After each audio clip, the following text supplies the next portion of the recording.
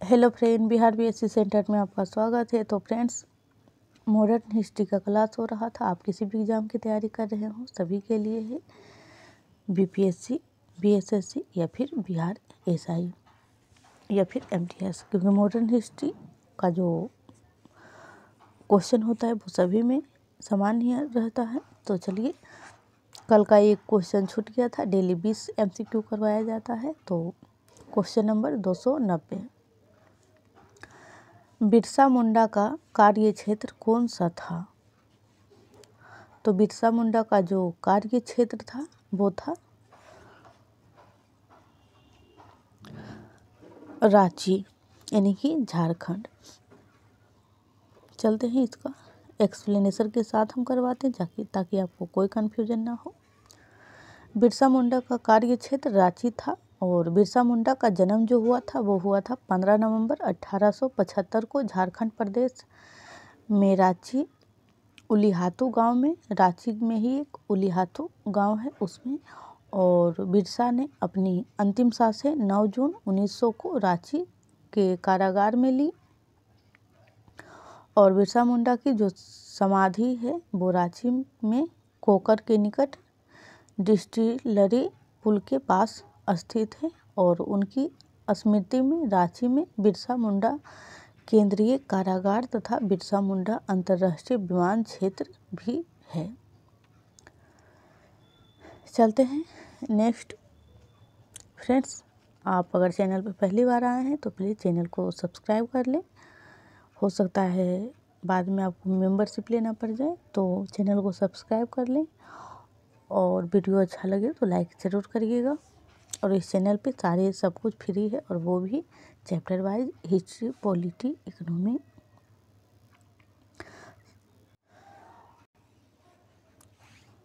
Question number 291, निम्नलिखित में से कौन 1857 के विद्रोह में अंग्रेजों का सबसे कट्टर दुश्मन था?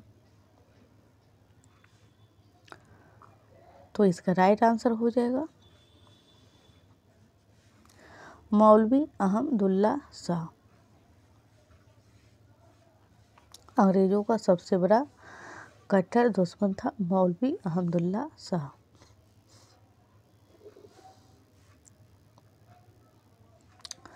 मौलवी अहमदुल्ला शाह ने फैजाबाद में विद्रोह को अपना नेतृत्व प्रदान किया। ध्यान रखिएगा, फैजाबाद। और ये जो है अंग्रेजों के सबसे कट्टर दुश्मन थे। वह मूलतः तमिलनाडु में आकाट के रहने वाले थे और पर वह फैजाबाद में आकर बस गए थे। उन्होंने भारत के विभिन्न धर्मानुयायियों का आह्वान करते हुए कहा कि सारे लोग काफिर अंग्रेजों के विरुद्ध खड़े हो जाओ और उन्हें भारत से बाहर खदेड़ दो। इनके बारे में अंग्रेजों ने कहा, अदम्य साहस के गुण से परिपूर्ण और दृढ़ संकल्प वाले व्यक्ति तथा विद्रोहियों में सर्वोत्तम सैनिक है। इनकी गिरफ्तारी के लिए ब्रिटिश सरकार ने 50,000 रुपये का इनाम भी रखा था। क्वेश्चन नंबर 292, भारतीय स्वतंत्रता आंदोलन का सरकारी इतिहासकार था? तो इसका राइट आंसर हो जाएगा, जो सरकारी इतिहासकार थे, एस.एन. सेन।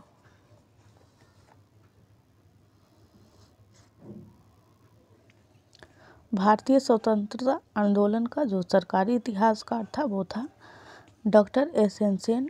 आर.सी. मजूमदार को 1857 के विद्रोह का इतिहास लिखने के लिए भारत सरकार द्वारा नियुक्त किया गया था, परंतु सरकारी समिति से अनबन होने के कारण उन्होंने इस कार्य करने से इनकार कर दिया तथा स्वतंत्र रूप से द सिपाही mutiny and the rebellion of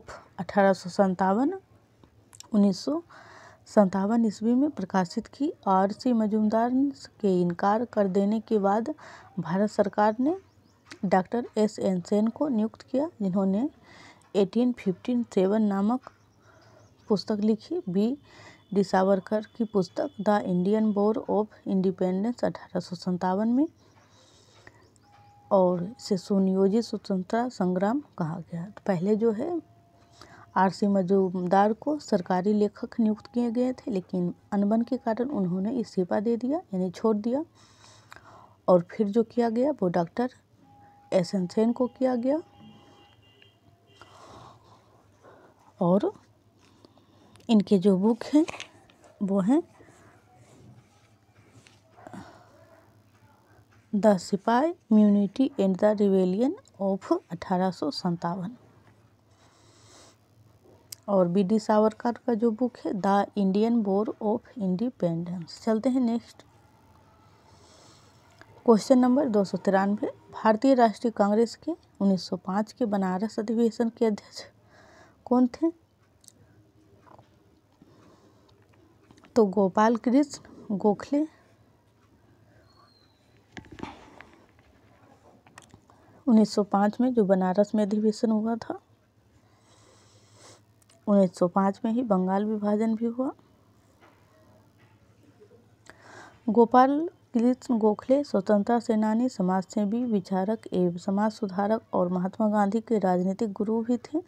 1905 के बनारस अधिवेशन में ही हो गई थी। जब गोपाल कृष्ण गोखले की अध्यक्षता में अधिवेशन हुआ तो बाल गंगाधर तिलक ने उदारवादियों की याचिका एवं याचना की नीति का कड़ा विरोध किया। फ्रेंड्स, अगर एक बार आप मॉडर्न हिस्ट्री कम्प्लीटली देख लेते हैं तो फिर आपको शायद मॉडर्न हिस्ट्री में दिक्कतें ना आए क्वेश्चन जब एग्ज़ाम में पूछा जाए तो, क्योंकि इसमें जो क्वेश्चन है लिया गया है वो सारे इम्पोर्टेंट है जो कि प्रीवियस एग्ज़ाम में पूछा गया हो। Question number 294। किस गवर्नर जनरल ने 1911 में भारत की राजधानी कोलकाता से दिल्ली स्थानांतरित करने की घोषणा की?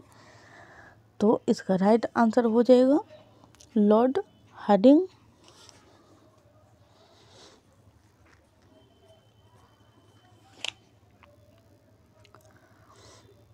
गवर्नर जनरल लॉर्ड हार्डिंग द्वितीय ने कार्यकाल में आयोजित दिल्ली दरबार में जॉर्ज पंचम ने वर्ष 1911 में भारत की राजधानी जो है वो कलकत्ता से दिल्ली हस्तांतरित करने की घोषणा की और 1 अप्रैल 1912 को दिल्ली भारत की राजधानी बन गई।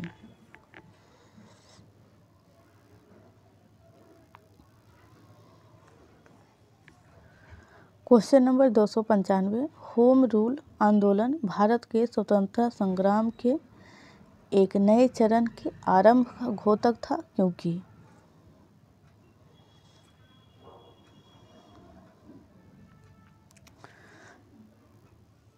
इसने देश के सामने स्वशासन की एक ठोस योजना रखी थी।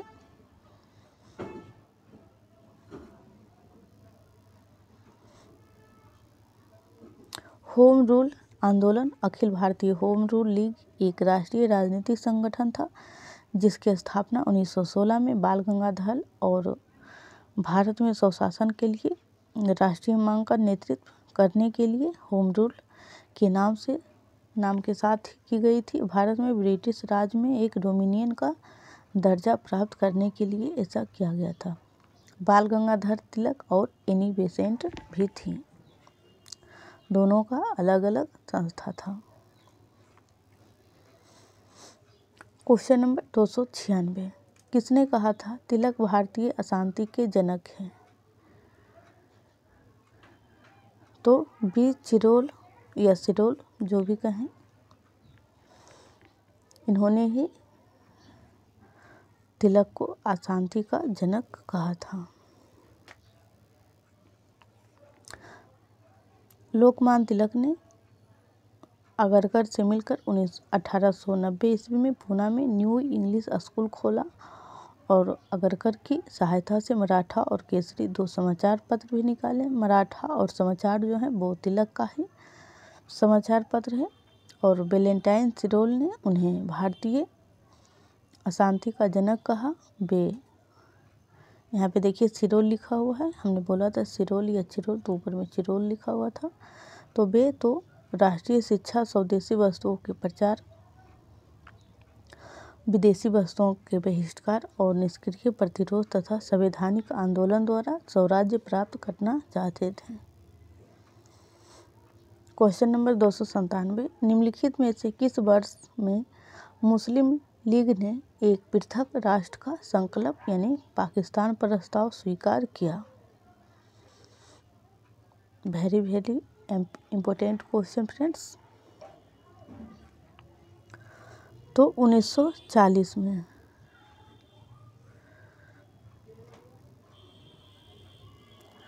पाकिस्तान ने अलग राज्य बनाए जाने का नेतृत्व मोहम्मद अली जिन्ना ने किया और आगा खां व सलीमुल्लाह इत्यादि ने मुस्लिम लीग के निर्माण में अपना योगदान दिया। क्वेश्चन नंबर 298, भारतीय राष्ट्रीय कांग्रेस के सबसे अधिक समय तक अध्यक्ष कौन रहे? तो अबुल कलाम आज़ाद, टोटल 3 बार।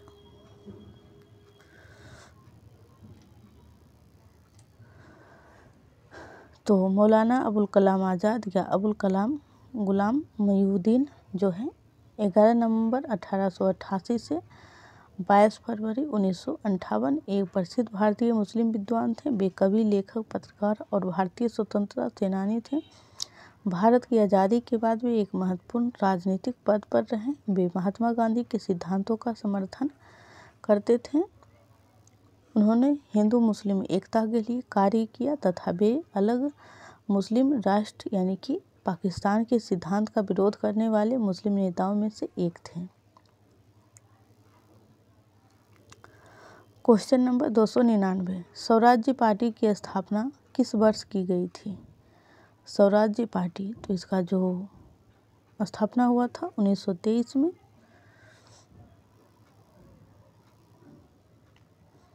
9 जनवरी 1923 को। क्वेश्चन नंबर 300, भारत के स्वतंत्रता संग्राम के संदर्भ में किन घटनाओं पर विचार कीजिए? निम्न घटनाओं पर विचार कीजिए और इसमें जो पूछा जा रहा है इन घटनाओं का सही कालानुक्रम मतलब व्यवस्थित करें। पहले कौन सी घटनाएं घटी है, फिर कौन सी घटनाएं घटी है। तो इसका जो राइट आंसर होगा फ्रेंड्स ए होगा, क्योंकि पहले जो घटी वो मेरठ षड्यंत्र केस और फिर जो घटी वो गांधी इरविन समझौता 1930-31 में हुआ और मैकडोनाल्ड का जो सांप्रदायिक पंचायत है ये भी 1932 में हुआ था। तो ये तीनों जो है सीक्वेंस में ही है। मेरठ षड्यंत्र केस, गांधी इरविन समझौता और मैकडोनाल्ड का सांप्रदायिक पंचायत। चलते हैं नेक्स्ट।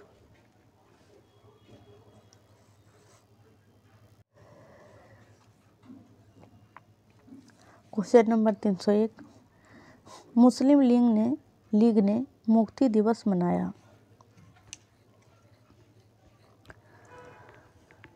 तो 1939 में मुस्लिम लीग ने मुक्ति दिवस मनाया। 22 दिसंबर 1939 को मुस्लिम लीग के अध्यक्ष मोहम्मद अली जिन्ना के नेतृत्व में कई भारतीय मुसलमानों ने मुक्ति दिवस मनाया।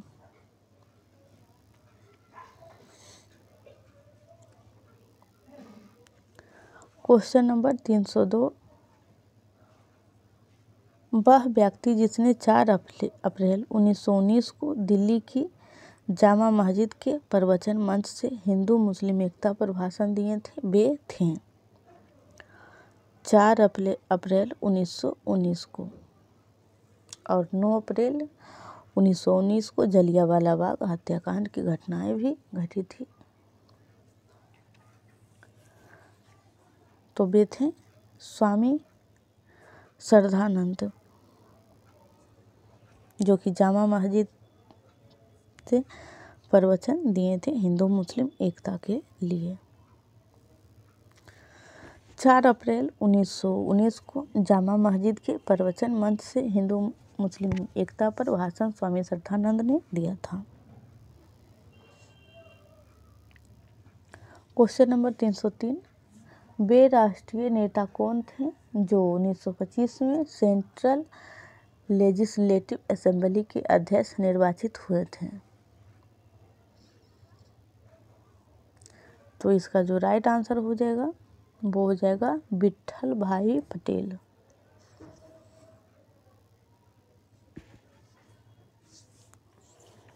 जो कि 1925 में सेंट्रल लेजिस्लेटिव असेंबली का अध्यक्ष निर्वाचित हुए थे। ये वही बातें लिखा हुआ है। क्वेश्चन नंबर 304, लाइफ डिवाइन पुस्तक के लेखक कौन हैं?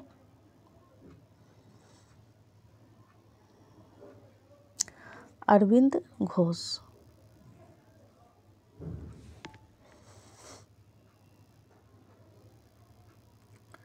फ्रेंड्स, अगर आपने अभी तक भी चैनल को सब्सक्राइब नहीं किया है, वीडियो को लाइक नहीं किया है, प्लीज़ ज़रूर करें और आप हमें कमेंट करके ज़रूर बताएं कि आपको क्लास कैसी लगी है। आप जहां भी पढ़ें पूरा कंप्लीटली पढ़ें। आधा अधूरा पढ़ने से आपका टाइम भी जाएगा और आपके पास ज्ञान भी नहीं उतना आ पाएगी।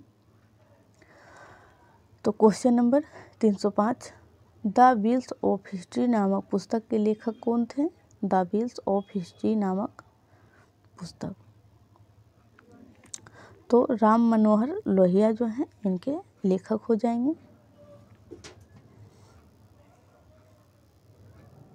राम मनोहर लोहिया के बारे में जान लीजिए, ये एक समाजवादी नेता थे। तो चलिए, डॉक्टर राम मनोहर लोहिया भारत के स्वतंत्रता संग्राम के सेनानी, प्रखर चिंतक तथा समाजवादी राजनेता थे। डॉक्टर राम मनोहर लोहिया का जन्म 23 मार्च 1910 को उत्तर प्रदेश के फैजाबाद जनपद में हुआ और वर्तमान में जो है ये अंबेडकर नगर यानी जनपद अकबरपुर नामक स्थान में हुआ था। और डॉक्टर राम मनोहर लोहिया ने अनेकों विषय पर अपने विचार लेख एक पुस्तकों के रूप में प्रकाशित की और उनकी कुछ रचनाएं अंग्रेजी हटाओ इतिहास चक्र, देश विदेश नीति और कुछ पहलू, धर्म पर एक दृष्टि, भारतीय शिल्प और भारत विभाजन के गुनाहगार आदि जो हैं इनके पुस्तक है। राम मनोहर लोहिया, जन्म 23 मार्च 1910, उत्तर प्रदेश।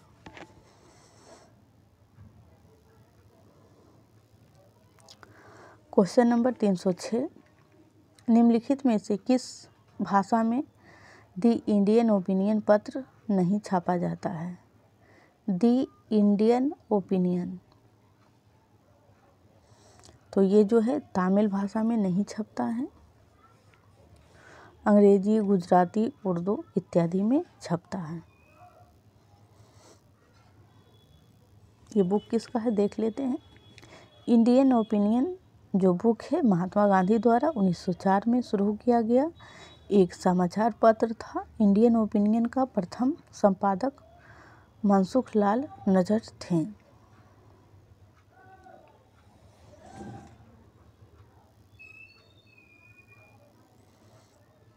क्वेश्चन नंबर 307, भारत के विभाजन को टालने का अंतिम अवसर समाप्त हो गया था। तो इसका राइट आंसर हो जाएगा कैबिनेट मिशन को अस्वीकार करने के साथ ही।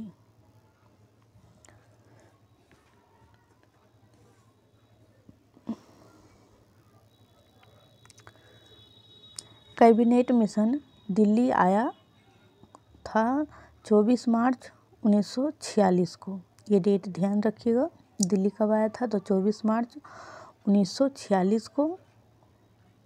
कैबिनेट मिशन अपने प्रस्ताव को प्रस्तुत किया और 16 मई 1946 को कैबिनेट मिशन जो है उसका उद्देश्य जो था वो था संविधान सभा का गठन करना। यह जो है मुख्य उद्देश्य था और दूसरा भी था भारत का विभाजन, यह गौण उद्देश्य था। और संविधान सभा के सदस्यों का निर्वाचन जनता के द्वारा अप्रत्यक्ष रूप से होगा और संविधान सभा का एक सदस्य 10 लाख जनसंख्या पर चुना जाएगा। संविधान सभा में कुल 389 सदस्य होंगे, इनमें से 296 सदस्य निर्वाचित होंगे और 93 जो सदस्य होंगे वो मनोनीत होंगे और 14 सदस्य जो हैं वो राजस्थान से सम्मिलित होते हैं। तो द्वितीय इसका उद्देश्य था। और ये भारत दिल्ली जो आया 24 मार्च 1946।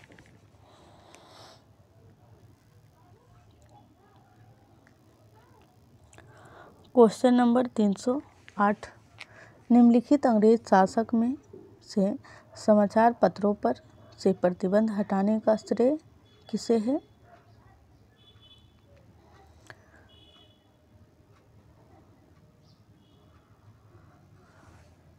Charles Metcalfe,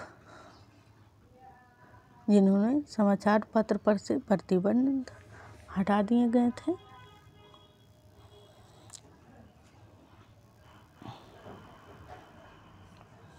sir Charles Metcalfe का जो कार्यकाल है वो 1835 से 1836, और ये जो है भारत का गवर्नर जनरल रहा। 1 वर्ष तक भारत में गवर्नर जनरल के पद पर कार्य करने वाले चार्ल्स मेटकॉफ को प्रेस पर से नियंत्रण हटाने के लिए याद किया जाता है। और चार्ल्स मेटकॉफ को समाचार पत्रों का मुक्तिदाता कहा जाता है। ये भी क्वेश्चन एक और पूछा जा चुका था कि समाचार पत्रों का मुक्तिदाता किसे कहा जाता है, तो चार्ल्स मेटकॉफ ही होंगे। और ईस्ट इंडिया कंपनी के इस होनहार व्यक्ति ने अपने अच्छे कार्यों से भारतीय इतिहास में एक अमिट छाप छोड़ी है। क्वेश्चन नंबर 309, 1757 में सिराजुद्दौला किसके द्वारा पराजित हुआ था? तो 1757 में जो 1857 में तो प्लासी का युद्ध हुआ था फ्रेंड्स। 1857 का युद्ध ही उसका 1857 नाम था, लेकिन जो 1757 में हुआ उसका नाम था प्लासी का युद्ध। और इसमें एक तरफ से सिराजुद्दौला यानी नवाब थे और दूसरी तरफ से ब्रिटिश थे। तो सेनापति कौन था ब्रिटिश की तरफ से? तो क्लाइव थे। इनके द्वारा ही सिराजुद्दौला को पराजित किया गया। प्लासी के पहले युद्ध में एक ओर ब्रिटिश ईस्ट इंडिया कंपनी की सेना थी, तो दूसरी ओर थी बंगाल के नवाब की सेना। और कंपनी की सेना ने रॉबर्ट क्लाइव के नेतृत्व में नवाब सिराजुद्दौला को हरा दिया था। क्वेश्चन नंबर 310, ये आज का क्लास का फ्रेंड्स लास्ट क्वेश्चन है। और अगर आपने अभी तक चैनल को सब्सक्राइब नहीं किया है, वीडियो को लाइक नहीं किया, प्लीज़ हमें आप कमेंट करके ज़रूर बताएं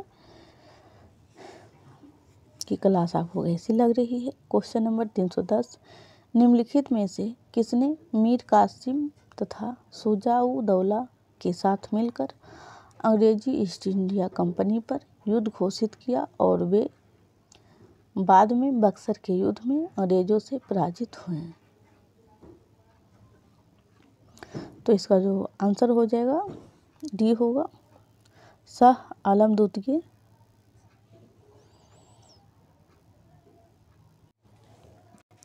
चलते हैं इसका एक्सप्लेनेशन देख लेते हैं।